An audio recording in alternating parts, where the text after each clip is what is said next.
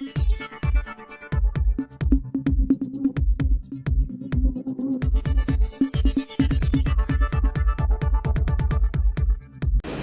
सगळ्यांचं कौतुक सोहळा, त्या सगळ्यांचा सत्कार समारंभ आज आपण इकडे आयोजित केला आहे आणि या सत्काराच्या निमित्ताने व्यासपीठावर उपस्थित आमचे सगळ्यांचे मार्गदर्शक सन्माननीय अशोकजी सावंत साहेब, माझे सहकारी आणि ज्यांच्या नेतृत्वाखाली या निवडणुका लढल्या गेल्या ते मंडल अध्यक्ष धोंडी चिंदरकर, व्यासपीठावर बसलेली सगळीच मान्यवर माझी सहकारी मंडळी, माझे मार्गदर्शक विलासजी हडकर, ज्यांच्या नेतृत्वाखाली खरं तर आम्ही 97-98 पासून भारतीय जनता पार्टीच्या कामाला सुरुवात केली आणि तुम्ही ऐकलं असेल की मगाशी जे काही त्यांनी सांगितलं ती शिस्त आमच्या अंगात आली, म्हणून माझ्यासारखा एक सामान्य कार्यकर्ता जिल्हा अध्यक्षपदापर्यंत मजल मारू शकला. त्यामुळे अशा आमच्या मार्गदर्शकांना खरं तर खूप धन्यवाद देतो. व्यासपीठावर उपस्थित आमचा मित्र मंदार, पंकज, बबलू, महेंद्र, त्याचप्रमाणे आमचे भोगावकर साहेब, महेश, निकम साहेब, शिल्पाताई, मजूरकर मॅडम आणि व्यासपीठाच्या समोर बसलेली सगळी मंडळी ही सुद्धा खरं तर या व्यासपीठाची मानकरी आहेत. त्या सगळ्यांचं मी या ठिकाणी स्वागत करतो. खरं तर एक थोडीशी दिलगिरी सुद्धा व्यक्त करतो. मालवण नगरपंचायतची निवडणूक आपण सगळ्यांनी खूप ताकदीने लढली. दुर्दैवाने त्यामध्ये थोडंसं अपयश आलं. अपयश म्हणण्यापेक्षा जे अपेक्षित होतं तिथपर्यंत आपण जाऊ शकलो नाही. पण माझ्या सगळ्याच कार्यकर्त्यांनी आज इथे उपस्थित आहेत नाही आहेत, जी मंडळी जिंकली, जी मंडळी काहीशा फरकाने हरली आणि सगळ्याच कार्यकर्त्यांनी अगदी खूप मनापासून त्या निवडणुकीमध्ये काम केलं. सगळेच आपले ज्येष्ठ जे आहेत, वरिष्ठ मंडळी आहेत, त्यांनी सुद्धा खूप मोठं सहकार्य केलं.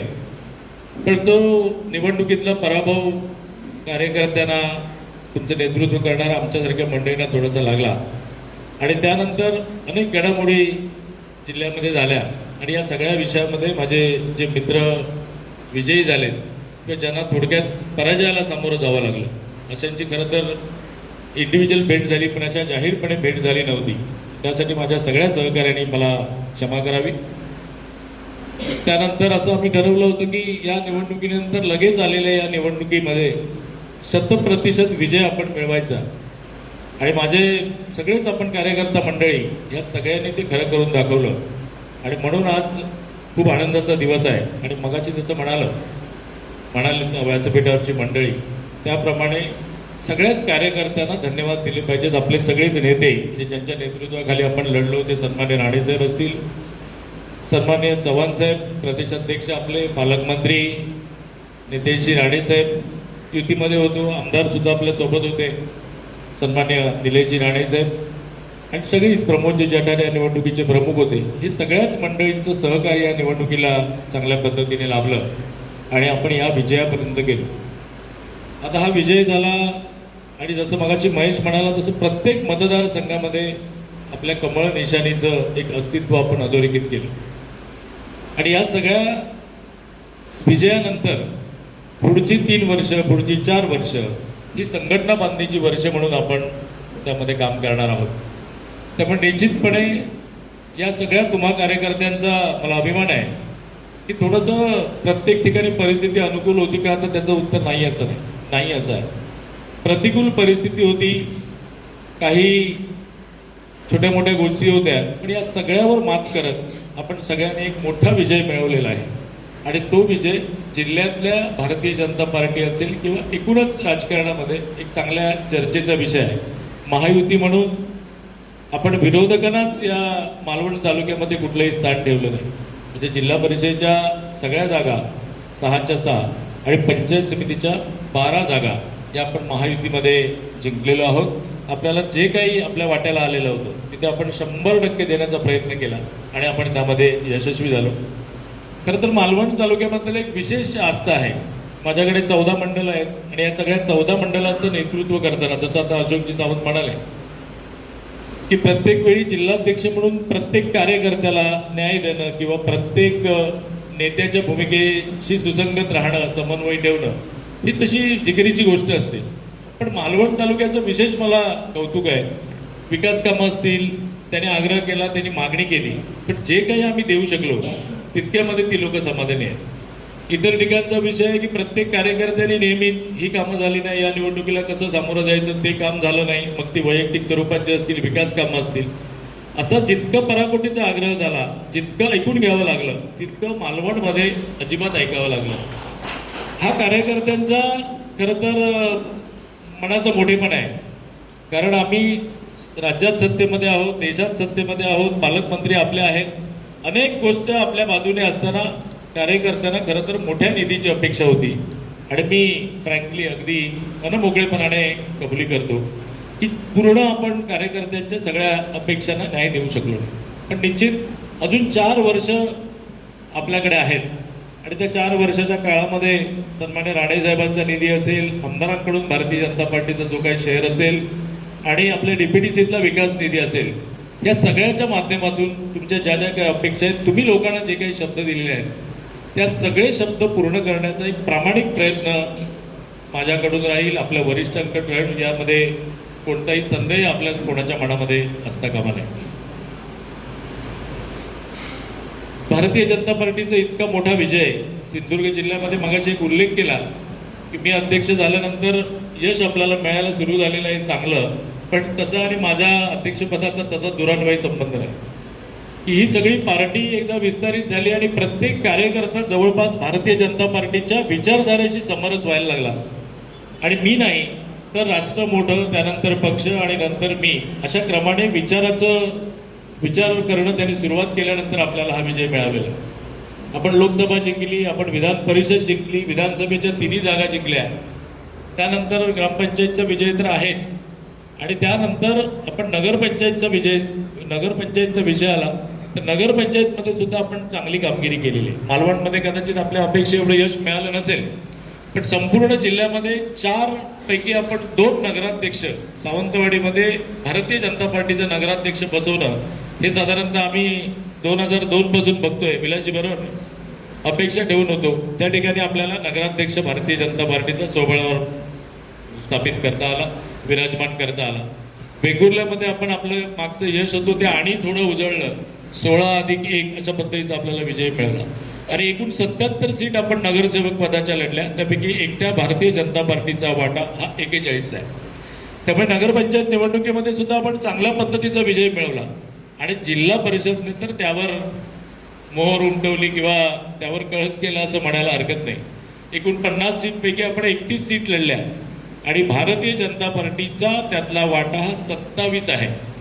दुर्दैवाने काही ठिकाणी अपक्ष विजयी झालेत भारतीय जनता पार्टीची बंडखोर मंडळी, त्यांचा विषय आपण बाजूला ठेवू. पण युती म्हणून आपण 42 जागांपर्यंत या सगळ्या निवडणुकीमध्ये आपण गेलो. त्यामुळे अत्यंत चांगल्या पद्धतीची कामगिरी की युतीची तर आहेच, पण भारतीय जनता पार्टीची त्यामध्ये 31 पैकी 27 आणि 100 पंचायत समितीपैकी आपण 63 पंचायत समिती लढवल्या होत्या, त्यातल्या 58 पंचायत समिती आपण जिंकल्यात भारतीय जनता पार्टी. त्यामुळे सिंधुदुर्ग जिल्ह्यातला हा विजय आहे तो सगळ्याच माझ्या कार्यकर्त्यांना समर्पित आहे आणि सगळ्या नेत्यांना समर्पित आहे. अत्यंत चांगल्या पद्धतीने आपण या सगळ्या विषयामध्ये चांगलं काम केलं आणि त्यामध्ये सांगायला आवडेल की मालवणचा नंबर 75% म्हणजे कुठेही काही छोटीसुद्धा चूक झालेली नाही, इतकं चांगलं काम केलं. काही ठिकाणी काही गोष्टी ज्या होत्या त्या तालुका नेतृत्वाने जी काही मंडळी होतात त्यांनी इथल्या इथे या सगळ्या गोष्टींवर त्याचा निपटारा केला. जिल्ह्याच्या स्तरावर कोणतीही गोष्ट, कोणतीही तक्रार, कोणताही विषय पुढे आला नाही. त्यामुळे मालवणच्या निवडणुकीने एक विशेष महत्त्व आहे आणि त्यासाठी तुमचं सगळ्यांचं अभिनंदन आहे. आताची सगळी मंडळी निवडून आल्यानंतर त्यांनी काय करावं, कसं वागावं, पुढचं नेतृत्व कसं करावं, संघटनेसाठी किती वेळ द्यावा, प्रोटोकॉल काय असावेत, या सगळ्या विषयावर सांगोपांग चर्चा इथे झाली. मला एकच सांगावंसं वाटेल की 4-5 गोष्टींवर आपण काम केलं पाहिजे. आपल्या मतदारसंघातला आपला संपर्कामध्ये सगळ्याच कार्यकर्त्यांशी असलेला आपला समन्वय, या समन्वयामध्ये तिसरी गोष्ट संवाद आणि या सगळ्यामध्ये सातत्य, इतके 4 गोष्टी आपण जर केल्या, संपर्क केला पाहिजे, समन्वय कार्यकर्त्यांमध्ये आणि लोकांमध्ये ठेवला पाहिजे आणि समन्वयासाठी संवाद साधला पाहिजे आणि या सगळ्यामध्ये सातत्य असलं पाहिजे. म्हणजे सुरुवातीच्या काळामध्ये आपण हे करू ते करू अशा बऱ्याच गोष्टी आपल्या मनात असतात आणि नंतर आपण थोडंसं ते स्लो डाऊन होत जातं. तर 5 वर्ष आपल्याला, जसं मंदार म्हणाला की 5 वर्षामध्ये आपल्या मतदारसंघाची बांधणी आहे ही स्वबळावर भारतीय जनता पार्टीशी सगळी जनता, नागरिक, मतदार, कार्यकर्ता जोडला गेला पाहिजे. अशा पद्धतीचं आपलं काम राहिलं पाहिजे. भारतीय जनता पार्टीचा जिल्हाध्यक्ष म्हणून माझ्या सगळ्या वरिष्ठांच्या परवानगीने सांगतो की ज्या सदस्याला, तुम्ही जी मंडळी आहात, जो कार्यकर्ता आहे, त्याला संघटना म्हणून काम करताना ज्या काही गोष्टी लागतील, कामाचा विषय असेल, वैयक्तिक सगळे विषय असतील आणि काय बैठका या सगळ्यांसाठी काय जे काय थोडं नियोजन लागेल, त्या सगळ्यासाठी भारतीय जनता पार्टी सिद्ध आहे, भारतीय जनता पार्टी तयार आहे आणि भारतीय जनता पार्टी ती आपली भूमिका व्यवस्थित निभावेल. त्यामुळे या गोष्टीची काळजी बिलकुल करायची गरज नाही आहे. ज्या पद्धतीने आपण या सगळ्या निवडणुकांमध्ये, मग ती नगरपालिका असेल किंवा या सगळ्या निवडणुकांमध्ये एकसंधपणे आपण लढलो, तर त्या सगळ्या निवडणुकांप्रमाणेच पुढच्या कालावधीमध्ये संघटना बांधणीसाठी सुद्धा सगळ्यांनी परस्परांमध्ये चांगलं वातावरण राहिलं पाहिजे आणि तितक्याच जोमाने आपण काम केलं पाहिजे. कारण तुम्ही आता समोर बसलेली मंडळी आहेत ती केवळ कुठल्या तरी पक्षात जावं म्हणून गेलेली नाही, तर गेल्या अनेक दिवसामध्ये भारतीय जनता पार्टी, त्यांचे नेते मंडळी, त्यांची विचारधारा, त्यांच्या बैठका, ह्या सगळ्यातनं तुमच्यामध्ये एक परिपक्वता आली आहे. ती भारतीय जनता पार्टीशी एकनिष्ठ का राहिलं पाहिजे, भारतीय जनता पार्टीशी का लोकांना का जोडलं पाहिजे, त्याचं उत्तर तुमचं तुम्हाला सापडलेलं आहे. आणि त्या प्रेरणेने, त्या भावनेने आपण सगळी मंडळी, आपण मोदींना बघतो, मोदींना फॉलो करतो, फडणवीसांना फॉलो करतो, राणे साहेबांना फॉलो करतो, आपण चव्हाण साहेबांना फॉलो करतो. आणि म्हणून संघटनेची ही खूप मोठी ताकद आहे आणि मला वाटतं की उत्तर ही ताकद वृद्धिंगत होत जाईल, यामध्ये कोणत्याही प्रकारचा विषय नाही. अध्यक्ष म्हणून इतकंच सांगावंसं वाटलं की जो काय विजय मिळाला आहे, की जिथे जिथे तुम्ही यशस्वी झालं ते तुमचं श्रेय आहे आणि जिथे कुठे अपयश आलं त्याची जबाबदारी माझ्यावर आहे. आमचं एक हॉटेल होतं नक्षत्र म्हणून, काही लोकांना माहीत असेल, तर काउंटरच्या मागे मी एक बोर्ड लावलेला की जेवण चांगलं वाटलं तर जनात सांगा, काही ते चूक असेल, काही आवडलं नाही तर माझ्या कानात सांगा. तर अशा पद्धतीचं आहे की या सगळ्याच्या विषयामध्ये जे काही संघटनेबद्दल छोटं मोठं मनात असेल, काही त्रास असेल, कुठे कोणत्या तरी कार्यकर्त्याबद्दलचा विषय असेल, तर ते सगळं माझ्यापर्यंत येऊ दे आणि जे काही संघटनेचं चांगलं आहे ते जगामध्ये जाऊ दे, जनांमध्ये जाऊ दे, लोकांमध्ये जाऊ दे. अशा पद्धतीचं एक संघटना आपण वाढवली पाहिजे. जठार साहेब आमचे नेहमी सांगायचे, जठार साहेबांच्या नेतृत्वाखाली आम्ही काम केलं, त्यामुळे जठार साहेब एक सांगायचे की कार्यकर्त्याने कसं असलं पाहिजे, की कार्यकर्त्याकडे अनेक गोष्टी दोन या स्वरूपात असू शकतात. घरं 2 असू शकतात, गाड्या 2 असू शकतात आणि काय दोन असू शकतात, पण हृदय मात्र एकच असतं. त्यामुळे संघटनेचं काम करताना ते आनंदाने केलं पाहिजे, काम म्हणून केलं नाही पाहिजे. तो आनंद मिळाला पाहिजे की हृदयावर कुठेही ताण येता नाही.